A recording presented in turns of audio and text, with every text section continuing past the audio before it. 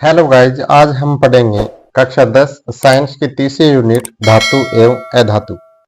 यह पहला भाग है इस यूनिट का।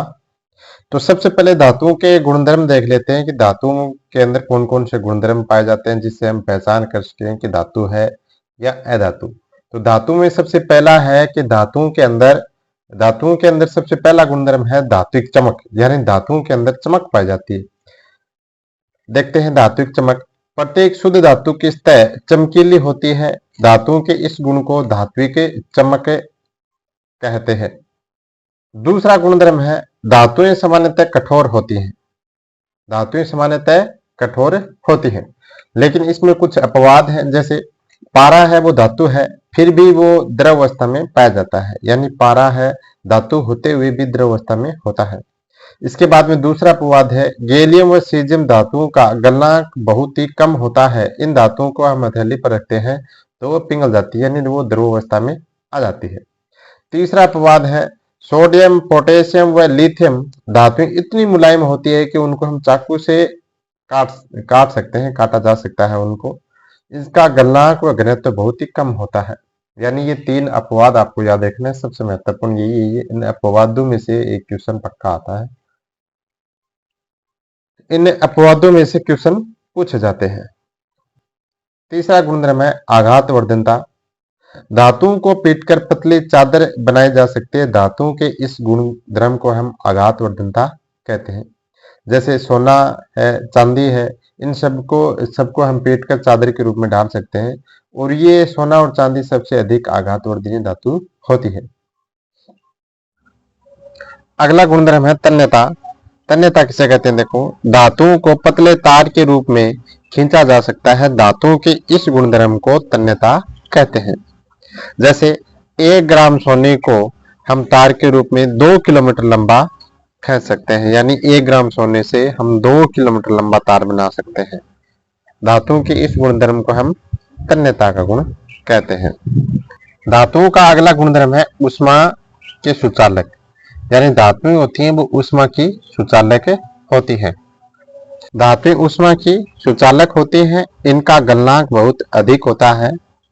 इसमें अपवाद है, जैसे लेड है यानी पीबी, मरकरी है Hg। धातु होते हुए भी ऊष्मा के सुचालक नहीं होते हैं, यानी जो सीसा और पारा होता है वो ऊष्मा के कुचालक होते हैं। इसमें ऊष्मा का प्रवाह नहीं होता है।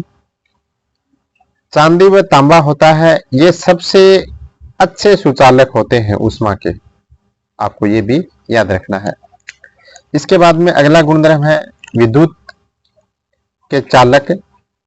धातुएं होती हैं वो विद्युत की सुचालक होती हैं। इसी कारण घरों में विद्युत के जो तार होते हैं वो कॉपर या एल्यूमिनियम के बने होते हैं, लेकिन विद्युत के जो तार होते हैं उस पर पॉलीवाइनिल क्लोराइड, पीवीसी या रबर जैसी सामग्री की परत चढ़ाई जाती है ताकि वो करंट ना मारे।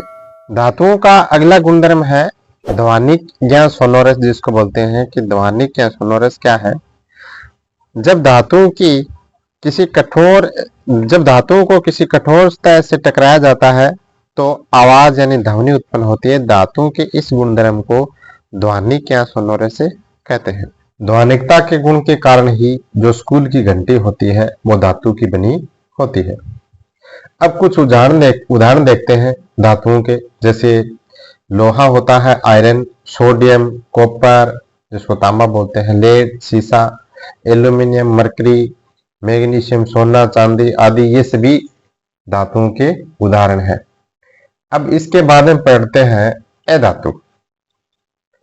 अधातु कौन कौन सी होती हैं देख लेते हैं कुछ। जैसे कार्बन है, सल्फर है, आयोडीन है, ऑक्सीजन है, हाइड्रोजन है, ब्रोमीन है आदि सभी अधातुएं होती हैं।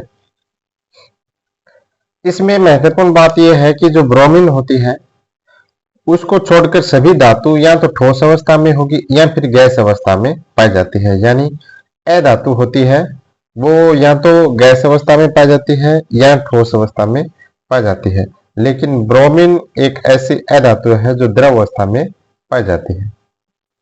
अधातुएं चमकीली नहीं होती है, परंतु आयोडीन अधातु होते हुए भी चमकीली होती है।